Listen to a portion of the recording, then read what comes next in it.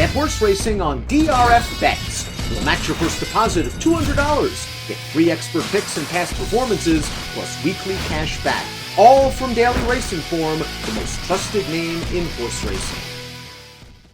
Hi everyone, David Aragona here with Craig Milkowski, taking a look at the stakes on Saturday at Gulfstream Park being run right in the middle of that card, race 6. It is the Sunshine Turf for Florida breds going 1.16 miles on the turf course at Gulfstream. And Craig, we've got a field of 7 runners signed on here. A couple of them are going to be long shots in this race that you can have a tough time making a case for, but I think the other 5 are all legitimate contenders. Yeah, I think it's fairly competitive. We have an interesting mix of horses who have been running on turf and synthetic, also a horse who's only been running on dirt. So it's definitely a puzzle. Yeah, and those synthetic to turf surface switches are definitely one of the puzzle pieces in this race. We'll take a look at the field of 7 runners signed on here. The likely favorite drawn towards the inside, the number 1, Me and Mr. C, made the slight choice on the morning line at 2-1 over the number 3, Max KO. The number 2, Lure Him In, is actually the defending champion in this race, though he won the Sunshine Turf on a different surface last year. It wasn't run over the turf in 2022. We'll get to them in just a little bit, but before we talk about the major contenders, let's take a look at the Timeform US pace projector for this race. And Craig, Timeform US not seeing a whole lot of speed in here. The number 7 Roaring 40s is shown on a clear lead with that blue flag showing up favoring Honor near the lead.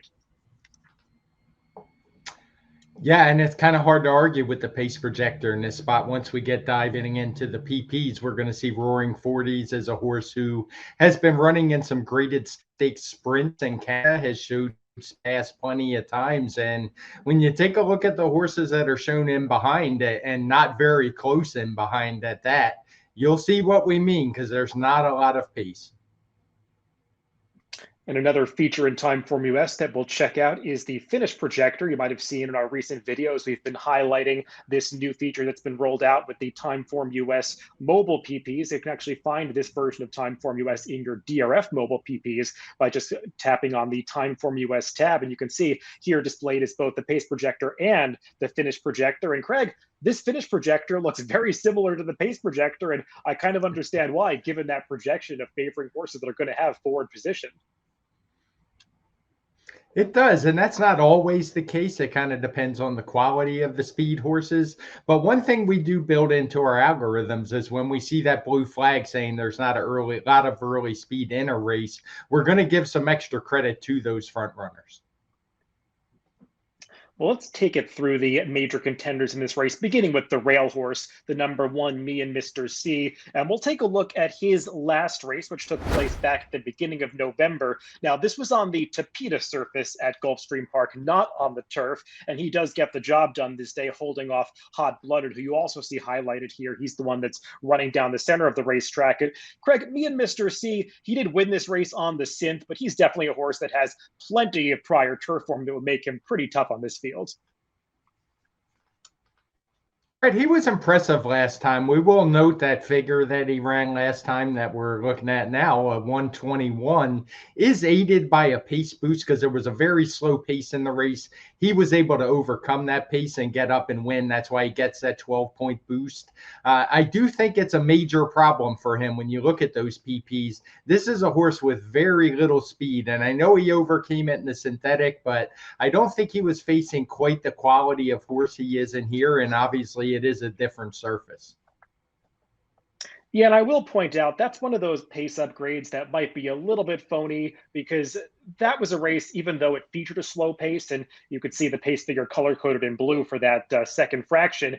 It was a race that completely fell apart, even though the fractions did look slow and were slow, mathematically speaking. The speed finished last in the race. The horses that were first and second did close from towards the back of the pack. So I maybe wouldn't put too much stock in that pace upgraded figure of 121 and maybe judge him a little bit more off the 109 final time figure for that race, which is a little bit more in line with his prior speed figures on the turf. And speaking of his turf form, he ran reasonably well in a few races, didn't have the best trip when he ran at Del Mar poorly over the summer, but his surrounding races are all solid. So he's definitely one of the contenders in this race. Drawn to his outside is the number 5, Hot Blooded, in the middle of the pack. He's the other horse that we saw in that replay that we just watched. And he did close pretty well for second that day. But like I said, I'm not sure the closers were quite as negatively affected by the pace as it might look on paper. He came back after that and just was kind of a lackluster fourth last time, Craig. But that last race at Gulfstream was one where the pace really did hold together. Horses weren't doing too much closing from the back of the pack.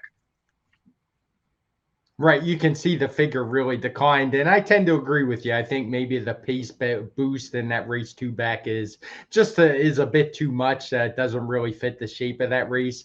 I did look mostly back at his turf races, and he's another one who he's okay. He's run some decent speed figures in the past. You can see they're all 110 or higher in his 3 turf races, but I wonder because he is a horse who comes from off the pace, and in a couple of those he got a red hot pace to close into. Similar class field, maybe a little bit better than what he's meeting with this one restricted to 4 Florida breds, but he was only able to get and also ran third in those 2. So I'm a little bit dubious about him. Yeah, he's a horse that can be a little bit one-paced at times. He doesn't have that big turn of foot. And he's a horse also that showed more tactical speed in some of his prior races going back to earlier in 2022. And it just seems like he's lost it recently. And he's one that I worry could be a little more pace compromised than some others because it seems like he lacks that quick acceleration that maybe some others might use to effect in here. Number 2, Lure Him In, who I mentioned at the top of this preview, is actually the defending champion in this Sunshine Turf. We'll take a look at the last turf race that he ran, which is actually 4 starts back in his past performances. This was at Del Mar in August, and he puts forth a pretty good run between the horses to fall just short of catching the winner of this race, King Cause. And the horse that beats him, King Cause, Craig, he's a pretty nice runner for trainer Mike Maker. I believe he went on after this to win a stakes race at Aqueduct. Yeah, he definitely has the turf figures to win. Those mid-1 figures would make him a strong contender in here. The race rating for this race is a 116. My one big concern with him is he is a horse who's handled synthetic in the past, and his last race wasn't very good. There wasn't a lot of pace. The time before that, he lost the rider, so I'm not sure what to make of that, but he didn't react very well to it in that most recent start. So I'm downgrading him a little bit based on that, but he should run if he gets back to his turf form. Yeah, I totally hear you on that. It seems like his form maybe has gone south a little bit, though I will say his rider might have moved a little bit too soon last time. You can kind of see it in his pace figure line, how there's that big ascending move from a 72 up to a 92 at the second, third, and fourth calls of the race. And you could kind of see it watching the replay. He moved at about the half-mile pole in the backstretch and just seemed to get tired in a race where horses that waited a little bit longer seemed to do better. So maybe the last race is a little bit better than it seems, and he does seem like one who has turf races in his past that could make him a contender here. So I'd let price be your guide on the number 2, Lure Him In, who's listed at 4-1 on the morning line. The number 3, Max KO, is one of the co-favorites on the line in this race, listed at 5-2. And he's a horse that does have some speed figures on the turf that would make him very competitive here, particularly that 117 that he earned 2 back at Kentucky Downs. But when you start to look back through his past performances, his last 2 victories both came at Kentucky Downs. So maybe he's just one of those horses that really likes that quirky surface in Kentucky. Yeah, he's an interesting call, I think. As you said, he had that speed figure that would be good enough to be very strong contender in here. His form might be a little clouded up by that synth race last time where he didn't do much running, but he didn't do a lot of running the last time he was on it or the last couple times. So even though his finish is as good, his speed figures are much lower on synthetic. So I'm giving him an excuse there, but I do worry about that Kentucky Downs angle.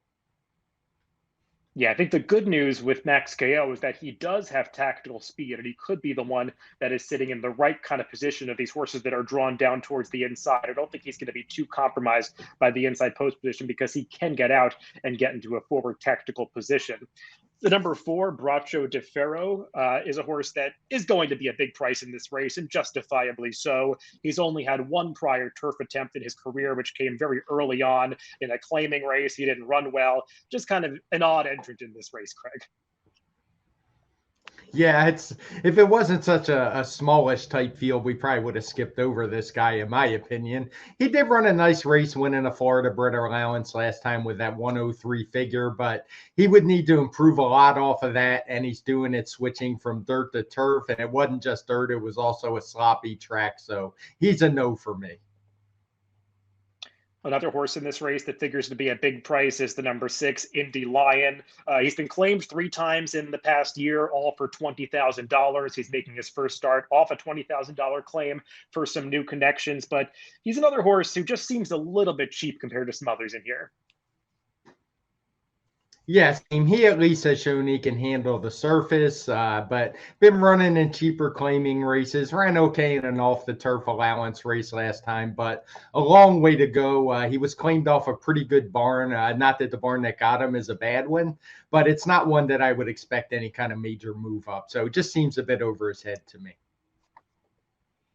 And we'll finish up the contenders with the number 7, Roaring Forties. And we'll take a look at one of his most recent turf races at Woodbine back in the beginning of September. Now, this was going a sprint distance, just 6.5 furlongs, but it is worth noting this was the last time that he made the lead in a race, and he is able to take this field from gate to wire, leading all the way. And Craig, this bodes pretty well if he runs a similar kind of performance on Saturday at Gulfstream Park. He's just going to have to do it over a longer distance. He is. And one of the advantages, I think, of Timeform US past performances is every horse, the lifetime past performances are there. We kind of use that model where you look at one horse at a time instead of consecutively on the same page. And you can scroll through his PPs and see he has had success routing before, both on turf and on synthetic. So it's not like he hasn't handled the distance. Otherwise, it would be a question. Now, it has been a little while since he showed that kind of form. So I would want a little bit of a price to prove that he can do it again. I wouldn't want to take this horse at a short price. But over a turf course like Gulfstream, which generally favors speed, it looks like the rail is going to be out a little bit, which will help as well. I think he's going to be really tough to run down. Yeah, I think that here there are definitely some angles pointing to this horse in the race, and you highlighted the likely pace advantage and the fact that he has had that positive route experience in the past. It's been a little while since he's run one of those good 2-turn races. But I will also point out in that replay that we just watched from September 5th, there were some really good horses behind him in that race. I know that it only got a 106 Timeform US speed figure, but the runner-up Lucky Score and the third place finisher Lucky Curlin, they both came back to win out of that race. If you look in the Timeform US chart, which you can do by clicking on the finishers in the race and your Timeform US PPs and kind of scroll through the rest of the field, there were some really good horses that were even off the board that day. So he definitely has the class to be competitive with a field like this. We'll just have to see if he can do it, wiring the field going this mile and a 16th distance. And as we throw up the picks for Craig and I, we're both pretty optimistic that he can. I think we're both swayed a little bit by that pace projector, and you always want to take a look at a horse that looks like he's going to be lone speed in a race like this, and there are definitely things to like about Roaring Forties. Right. And the one thing I didn't really briefly covered it is he's taking a pretty big drop in class from those graded stakes. Maybe those grade 2s in Canada aren't quite as strong as they've been in years past, but there's still some pretty good horses to move into a state bred stakes like this. And the pace advantage and the 8-1 morning line just made him a little too tough to pass up. Yeah, we'll see what kind of price we get on this horse. I think it's realistic that he could be somewhere in that 6 to 8-1 morning line range because he is ridden by a jock who isn't very high percentage and a trainer that's not really that familiar at Gulfstream. So we'll see what price Roaring Forties is in the Sunshine Turf on Saturday at Gulfstream Park. Good luck if you're playing the races this weekend.